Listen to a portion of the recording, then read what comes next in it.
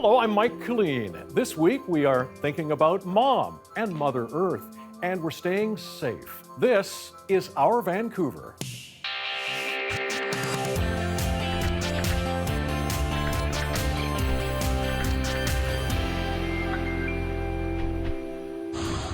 Coming up, brunch in a box, a portable gift for Mother's Day. And local DJs find an online crowd through Twitch. But first, a documentary about a determined group of strangers and the man they saved.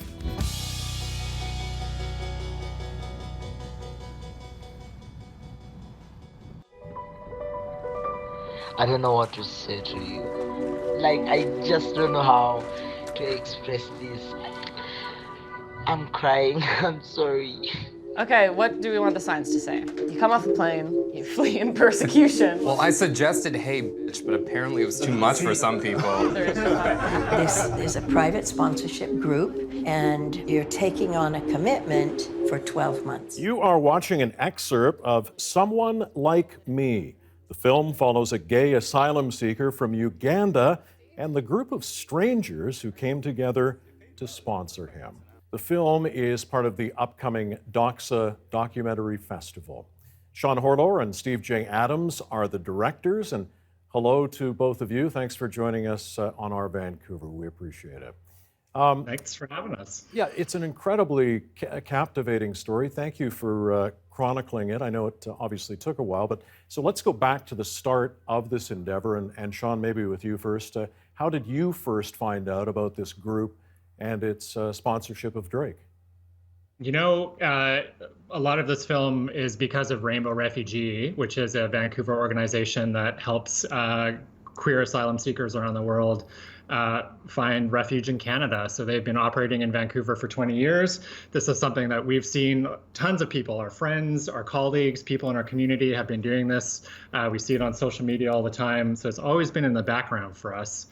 And then in 2015, yeah, it was just the time we were looking for a queer story to kind of just tell what was happening in the queer community right now, or at that time, sorry. And at that time, there's anti-immigration, there's a lot of anti-refugee rhetoric that's being spread around. Trump's coming to power. So it's just a time where there's a lot of that in the air. And then on the other side, you have these people who are coming together, queer strangers, to support people overseas that are in need of help. And we just thought it was a really interesting story. No, and because of that, I assume you had to be on your best behavior as you've got that access and you're chronicling this. And I understand the year of sponsorship, wasn't easy. What did it show you about the complications and commitment needed to take on this kind of a project? That's a good question. I mean, I think we had a lot of ideas going into this. For starters, I mean, the people who sponsored Drake, they were 12 strangers. I mean, sometimes these groups are all friends, sometimes they're complete strangers. And you can imagine what it's like to work with a group. I mean, we've all done group work before, and 12 people, at least for me, I'm not going to get along with everybody, which probably says something about me. But in this case, I mean, it's really emotional work. Everyone had their own expectations of what was going to happen when Drake arrived. And we don't want to give any spoilers away for people watching, but something happened that no one anticipated. We didn't anticipate in all our years of planning, and it changed everything. And I mean, this is a film with a lot of twists and turns and surprises. And also after that incident that we're referring to, the pandemic hits. So I mean, it's like full of twists. Yep. Well, you've got to pivot like a lot of folks in these times, for sure. Now, what about the group itself, Rainbow Refugee? Do you think they learned about themselves in this process?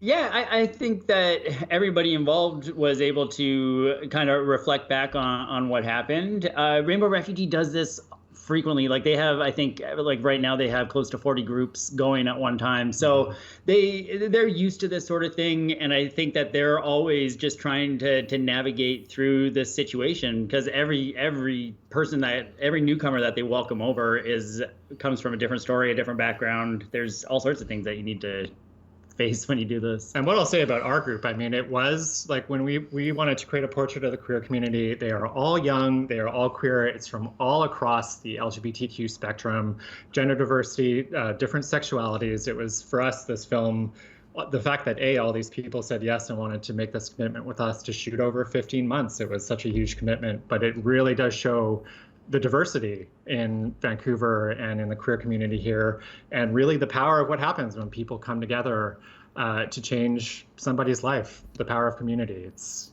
tell us more about Drake, being gay in Uganda, first of all, and what of Drake now and what he's doing these days.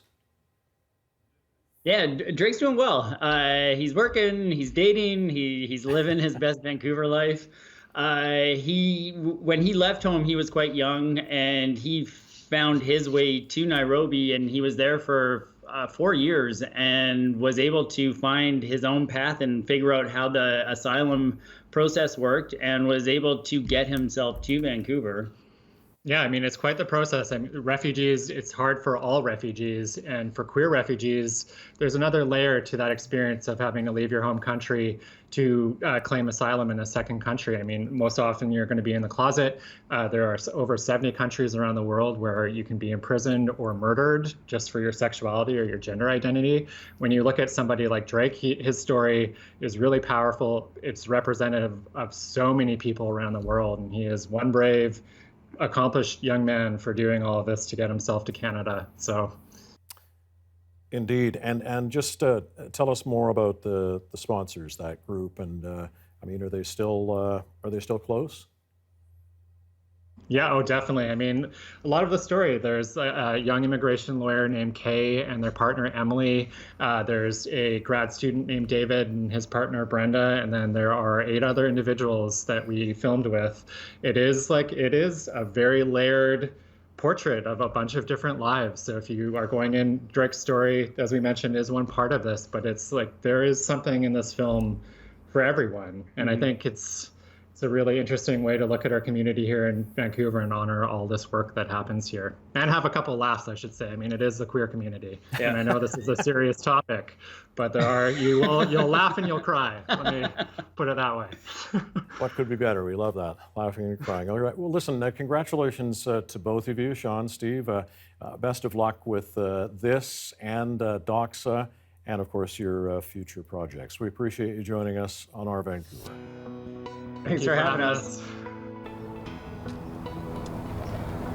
You're watching Our Vancouver! Woohoo! Time for one of our favorite features, when we showcase a number of the photographs sent in by you, our audience. First, Yuvraj Nanda has been enjoying what has been an amazing year of blossoms. Here they are in full bloom. Thank you for sending that. And just when cherry and magnolia blossoms fall, the tulips take over. Nimi Justin takes us to the Chilliwack area and a field full of flowers there. Thank you. Finally, chasing sunsets continues to be a great way to get outside. Here's the view from Burnaby Mountain taken by Benjamin Kim. Wonderful shot, Benjamin. Send us more. You can email them to bcphotos@cbc.ca. That's bcphotos, all one word, at cbc.ca. Well, COVID-19 has been tough on people who rely on large gatherings to make a living. Vancouver DJs have lost income and a sense of purpose during the pandemic. But the online streaming world of Twitch offers some hope. Here's a short film by our CBC Creator Network. Yeah, so I'm a DJ, right? My whole job, my whole career is based off mass amount of people partying in an enclosed space. And when the pandemic hit, that completely changed.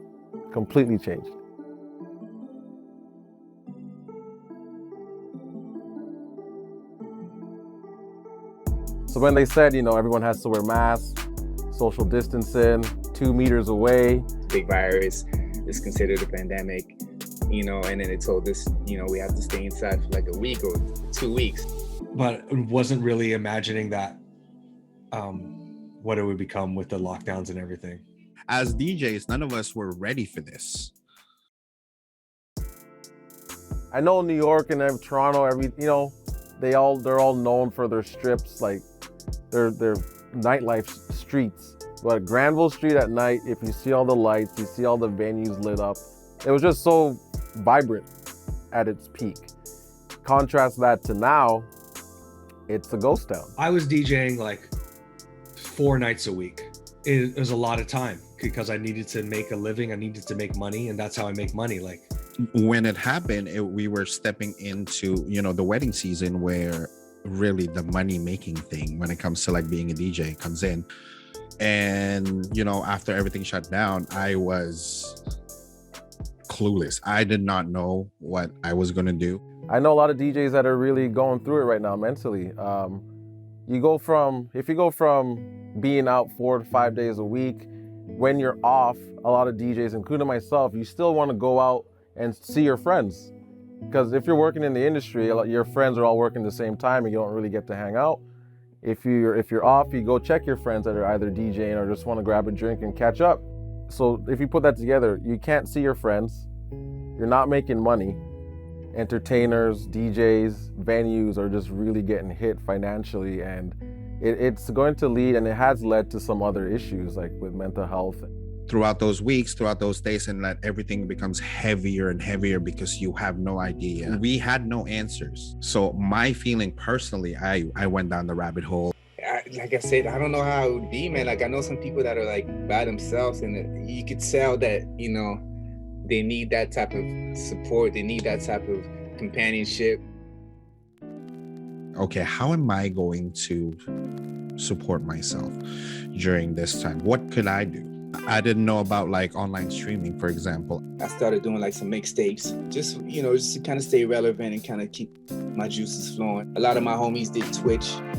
I created some music production classes on Twitch that I was doing, and Twitch was the route to go, and it really helped a lot of people kind of grow their network. Like I've had to transition myself, and I'm on Twitch, I'm meeting new people, making new friends. The streaming world was open to us for DJs. There's so much things that you can build around streaming that could generate different incomes. It's just a matter of how much work you want to put into. I'm hosting, I'm being a personality, I'm being a communicator, I'm DJing, I'm sharing music, I'm sharing my knowledge, facilitating positive energy, which also is something I've had to learn, like just like smile more on camera, literally say, are you having a good time?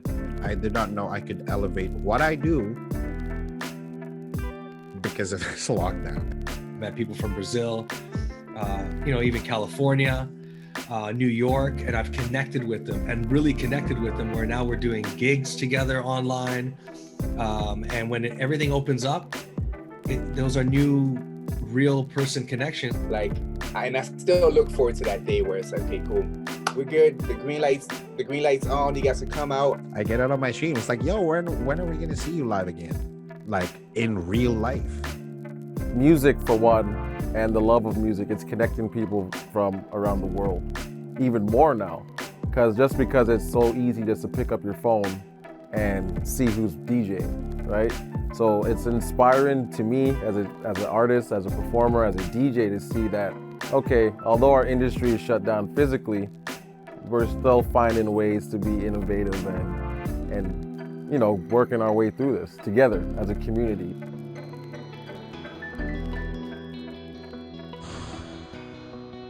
Coming up, white paint could be used to fight climate change. Johanna Wagstaff explains after the break.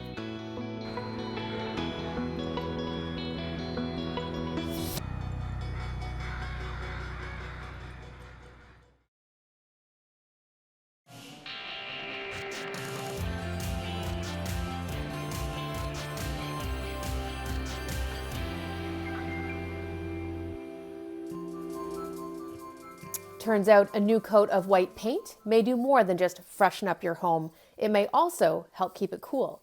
Researchers at Purdue University have developed a new ultra-white paint that reflects 98.1% of sunlight and can keep surfaces up to 11 degrees cooler than their ambient surroundings. Researchers say it's the coolest white on record and provides an average cooling power of 113 watts per square meter. So if you were to paint the roof of a 1,000 square foot home, that would be more powerful than the residential central air conditioner. Okay, so how did they do it? Well, heat-rejecting white paints on the market now are typically made with titanium dioxide, which reflects certain wavelengths of sunlight, but it absorbs the sun's UV rays, causing the surface to still heat up. To try and improve on those stats, this team took 7 years to test more than 100 different materials, eventually narrowing down their selection to barium sulfate, a known UV-reflecting compound that was already being used in a variety of applications, including cosmetics. Once they realized barium sulfate was the best of the best, they upped the ante by using a high concentration of the barium sulfate particles, 60% compared to the typical 10% in current paints. And they incorporated a variety of size of those particles. That way, each particle size can scatter and reflect different wavelengths and altogether reflect the entire spectrum of wavelengths in sunlight. The potential benefits of this ultra-white paint are twofold. By keeping surfaces cool and reducing the use of air cons, which are typically powered by electricity, the paint may help decrease the burning of fossil fuels. What's more, air cons typically work by removing heat from indoor spaces by pushing it outdoors, and that contributes to the urban heat island effect, a phenomenon that occurs when cities become hotter than their surrounding areas, thus requiring even more air conditioning. The ultra-white paint, on the other hand, uses radiation to transfer heat, sending out electromagnetic waves that can pass through the atmosphere and directly into deep space. Using statistical modeling, the researchers estimated that their ultra-white paint could reduce air conditioner use by up to 70% in hot cities. The researchers have applied for a patent. They're working towards making the paint available to customers as soon as next year. All of this might mean it's worthwhile figuring out how to keep that white paint clean. And now you're Science Smart. If you have a science question on your mind, send me a tweet and I'll try to get it answered. Thanks, Johanna. You are watching Our Vancouver. I'm Mike Killeen. Well, Mother's Day is on its way. Did that ever sneak up on us again? The second of our pandemic. It's, of course, usually a huge day for restaurants. Not so much this year. This pandemic year, instead of bringing mom to brunch, you can bring brunch to mom. Sophie Salmon is the manager of Coho Coffee. They have brunch boxes for people to take away, specifically designed for Mother's Day. Hi, Sophie. Thanks for joining us this afternoon. We appreciate it. Yeah, hi, Mike. Yeah, how are you? I'm great. Now, before you show us the treats, all the goodies, what is the Coho Collective? Yeah, so first a little bit about us at Coho. So we have a collective of 3 commissary kitchens in Vancouver right now, and our cafe is located in the newest location, which is in Strathcona, and that's where I am right now. So we opened the cafe a year and a couple months ago now, so right before the pandemic. So you can imagine it's been an interesting year. But yeah, we had to adapt and are doing to-go only right now, but still have our patio for customers to enjoy brunch and coffee here. Oh, great. Very good. And remind us what the commissary kitchen is that you're involved with. So Commissary Kitchen, we have just right here in Strathcona, for example, over 40 members that are making their own food there. It's either ghost kitchens, food trucks. It can also be just a small business that is making their own cookie or granola out of the Commissary Kitchen here. So it's a platform for businesses to start their venture and just do their own little baking or kitchens in Vancouver. Okay, and I'm certain they're going to be contributing to this. And as you say, you had to adapt. So let's talk about what's in these brunch boxes. Yeah, so since this year we cannot go to a restaurant, like you said, to celebrate our moms, we decided here at Coho to come up with an alternative. And then we created this brunch box. So it's a brunch box for 2 to gift to your mom. Yeah, we're actually going to have a look and see what's inside here. So there's going to be 2 options available for pre-order, and those 2 options are going to be one vegan option and one seafood option as well. So for the seafood option, there's going to be 2 wraps in the box. It's going to be a salmon and cream cheese wrap. For the vegan option, it's going to be a roasted veggie and the Very Good Butcher taco mix, which is a vegan meat. Then there's also going to be 2 yogurt and granola cups in the box for the classic version. In this granola cup, we're going to showcase True Nosh granola. So it's a Coho member as well. They're actually just working next to me right here in the Strathcona location. And for the vegan option, it's going to be chia pudding that is made by Mind Foods. They're also Coho members. Okay. And so then because, yeah. No. Sorry, obviously those are local products. Exactly. So made by the members at the back. So our goal here is to promote the products of our members that are working outside, out of the commissary kitchens just here. All right, we'll keep going there. I know you were starting. Yeah, there's other really cool things because there's no breakfast or brunch without a good flaky pastry, obviously. There's going to be 2 croissants in each box. So right here I have the butter croissant. And this one is made by Steve's Gourmet. He's one of our members baking out of our Powell location. And then for the vegan version, it's going to be a vegan butter croissant made by Sweet and Sassy. Same thing, she works out of our baking commissary space on Powell. All right. Tell me, what's your favorite item in all of that collection? Okay, for me, I mean, a croissant, butter croissant, yeah, right? I mean, the accent tells a lot as well. So a butter croissant every day, yeah. Fantastic. All right, and sorry, go ahead. Yeah, and then finally in each box, there's also going to be 2 bottled homemade lemonades that we made here at the cafe. So really fun color as well. It's a lemonade that we made with our Blue Dream Tea.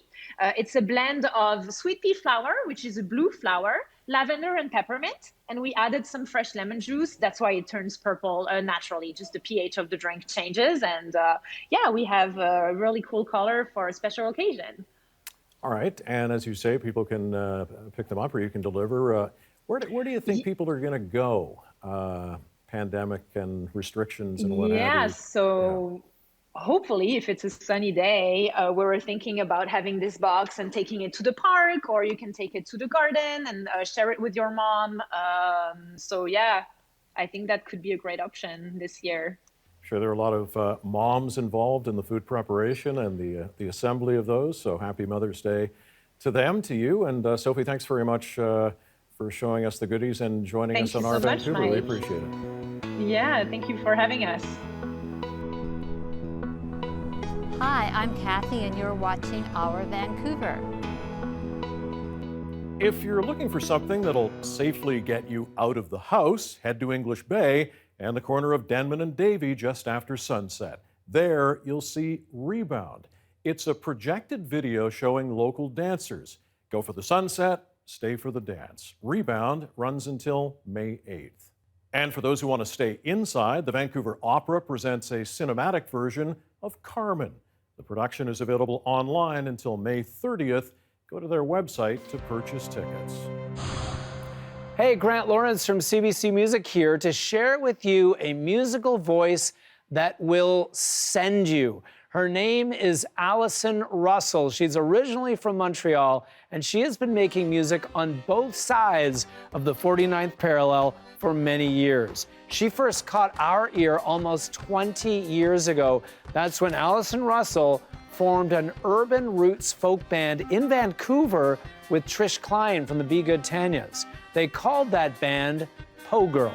Au brin d'orange, tôt matin se lever, est allé voir son page, vaceler mon coursier.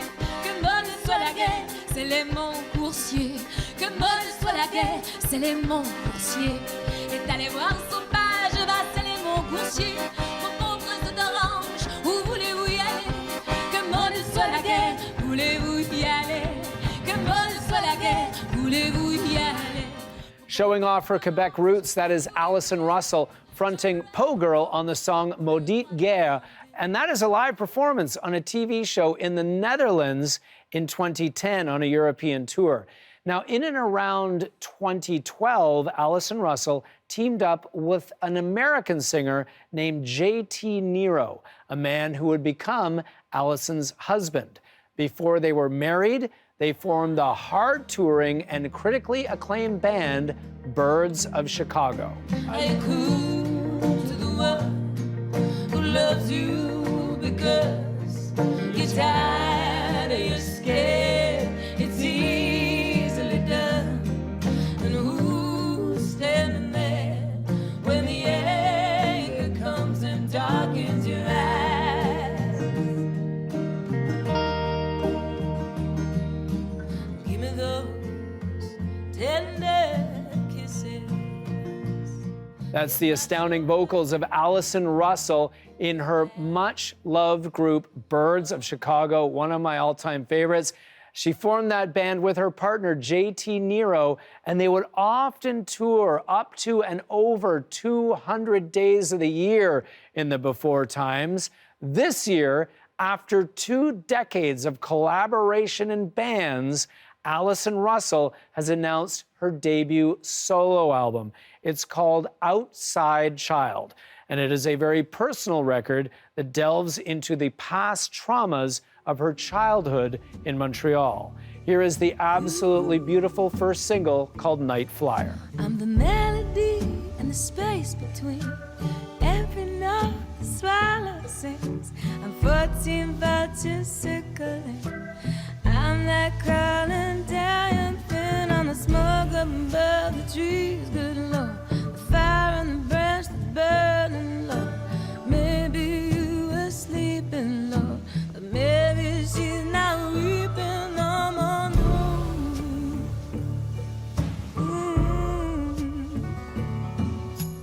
Yeah, I'm a midnight rider, stone bone or fire night flyer. I'm an angel of the morning too. Promise that the dawn will bring you. Oh man, already sounding like a classic. That is the brilliant new single Night Flyer by Allison Russell, originally from Montreal, now living in Nashville. And that was from Allison's upcoming solo record, Outside Child. And here's what Allison says about this record. It's about resilience, transcendence, and the redemptive power of art, community, connection, and chosen family. Night Flyer by the great Allison Russell is the song that you need to add to your 2021 Healing Power of Music playlist. I'm Grant Lawrence from CBC Music. Stay safe, and I'll check in with you again next week. Coming up, a local fashion designer weaves 2 good ideas into one way to help the environment.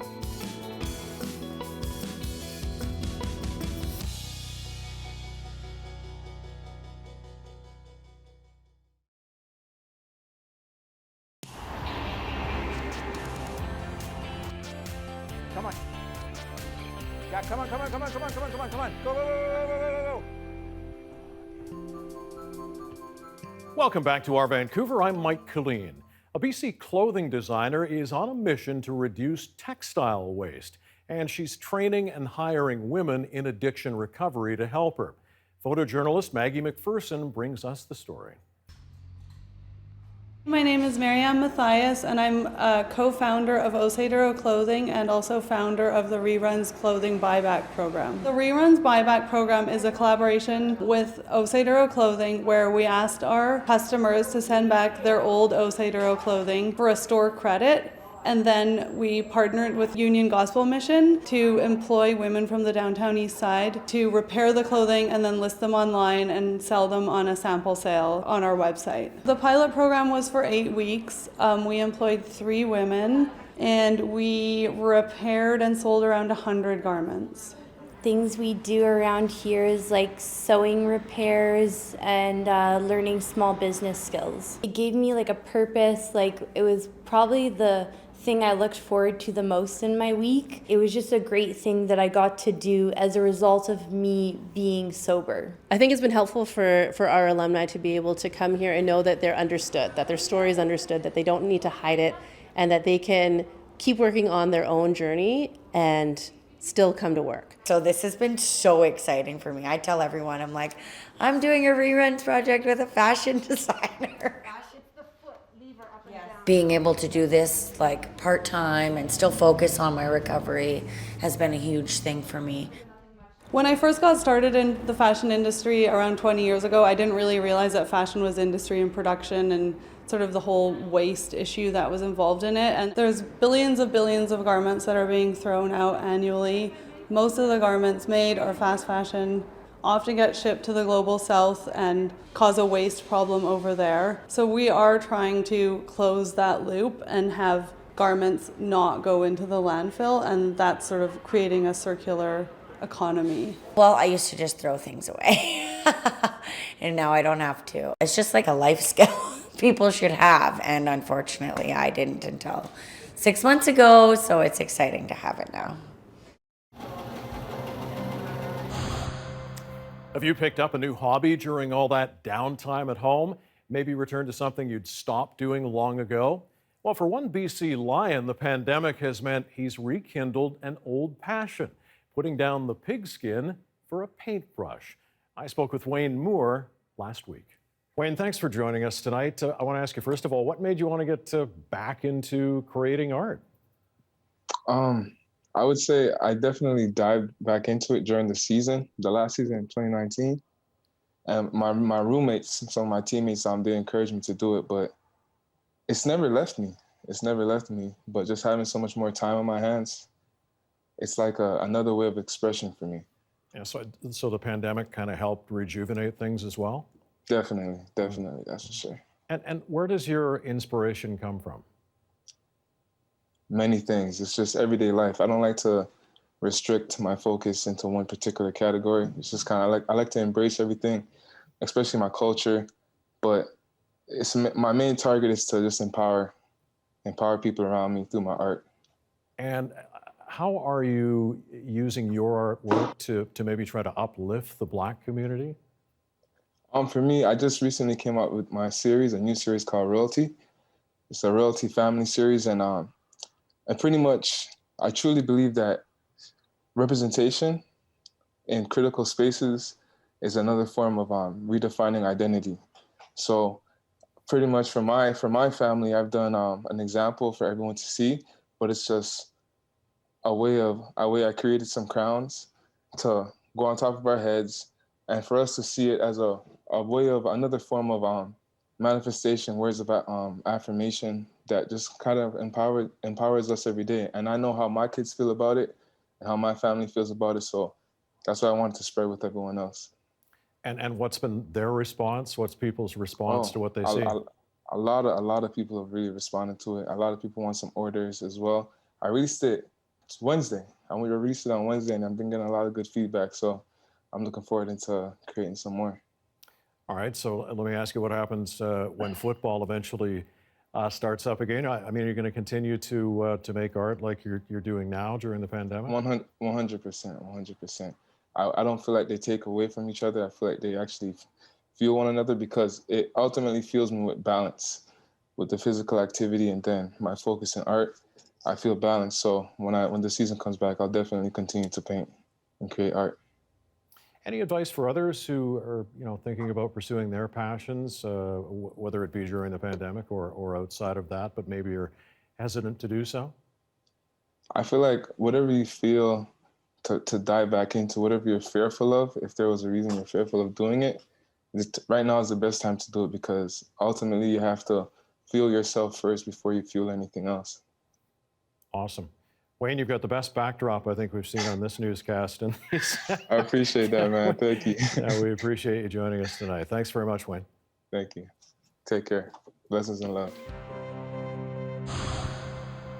A Surrey singer-songwriter has hit a new low and made her way into the Guinness Book of World Records. Joy Chapman recorded a C1, which is the lowest C note on a piano, and entered the record books for lowest female vocal note. Here's a look at how she did it. La la la la la la la la la la la la la la.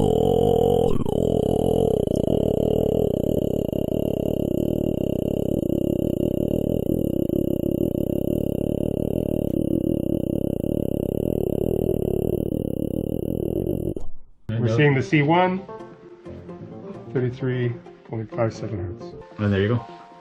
Congratulations. Yay. La la la la la la la la la la la.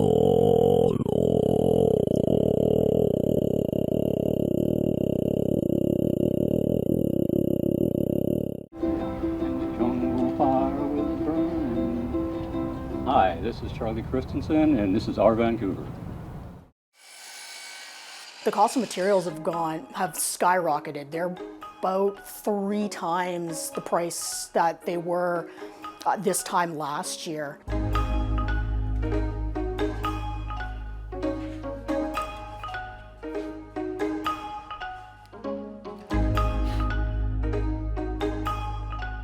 My margins, I already run fairly tight with them anyway. So the problem that I'm having now is that with the availability of material, the cost of material, I'm starting to get into that prohibitive price range where, you know, people are they're thinking twice before they want to commit.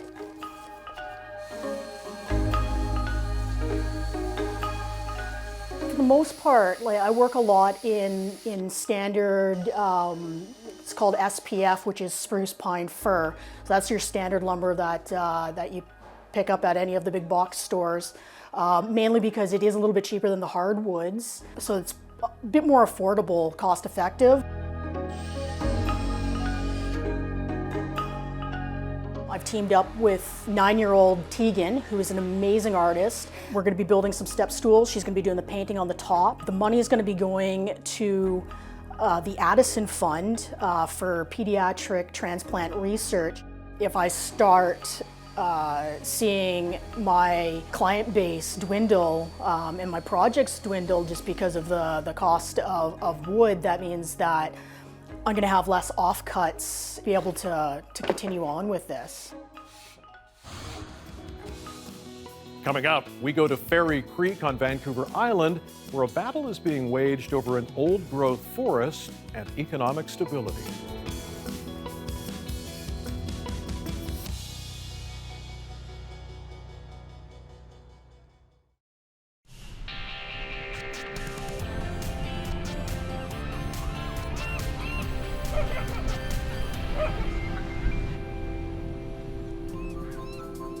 Welcome back to Our Vancouver. I'm Mike Killeen.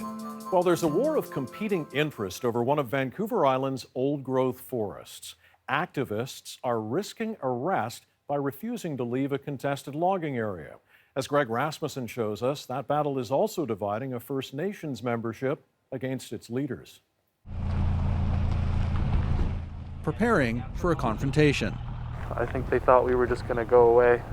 Anti-logging activists are vowing to make it as difficult as possible for the RCMP to move in and open up these roads, which lead to one of the few remaining stands of old-growth forest in the area. We're here for the long haul until Fairy Creek is protected.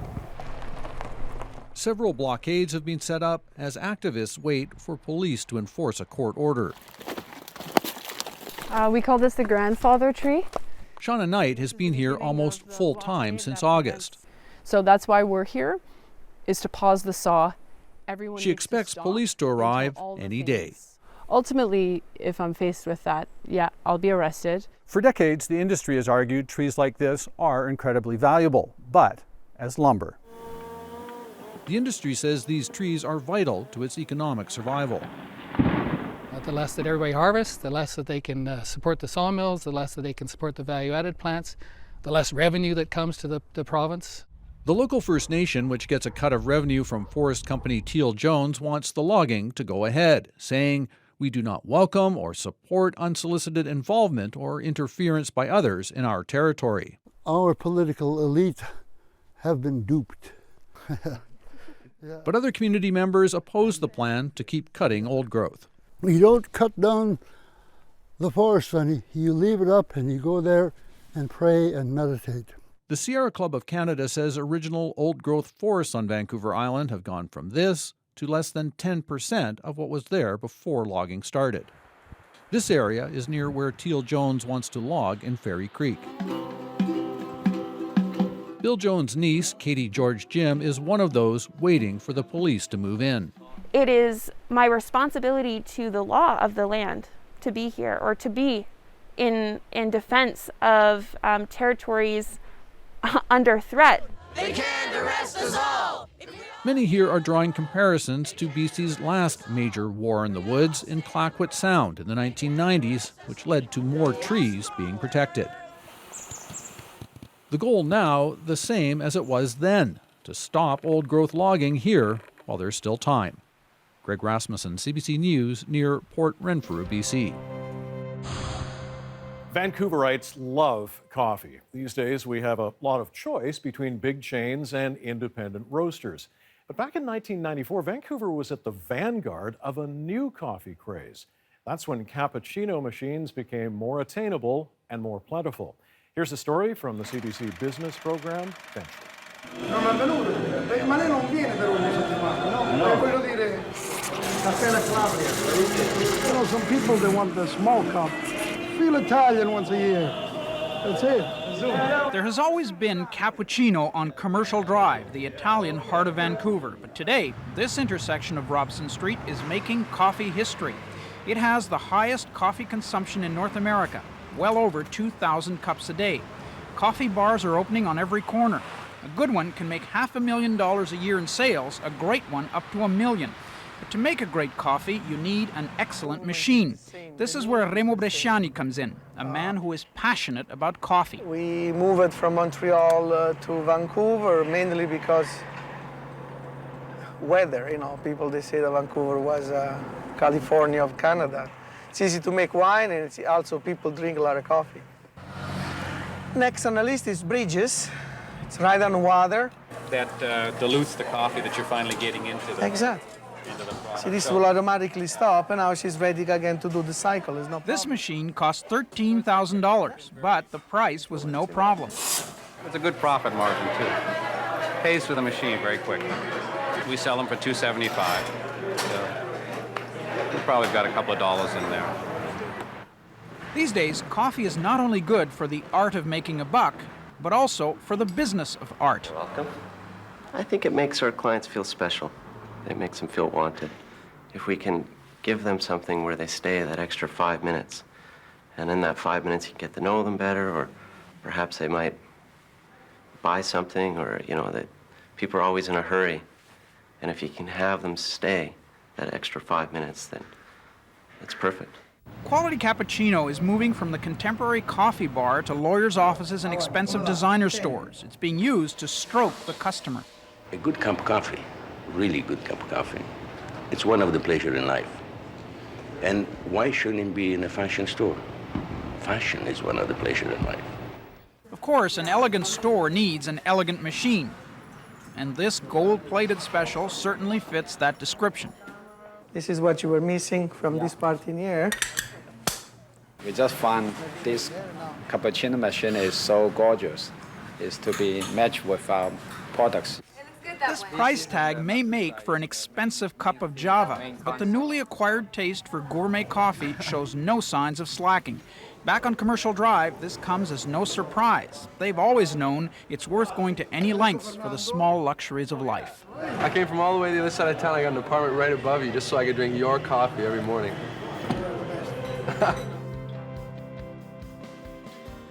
Ben Nelms is CBC Vancouver's still photographer. His work adds so much emotion and context to the top stories in our city. Here's a sample of what he saw through his viewfinder this week.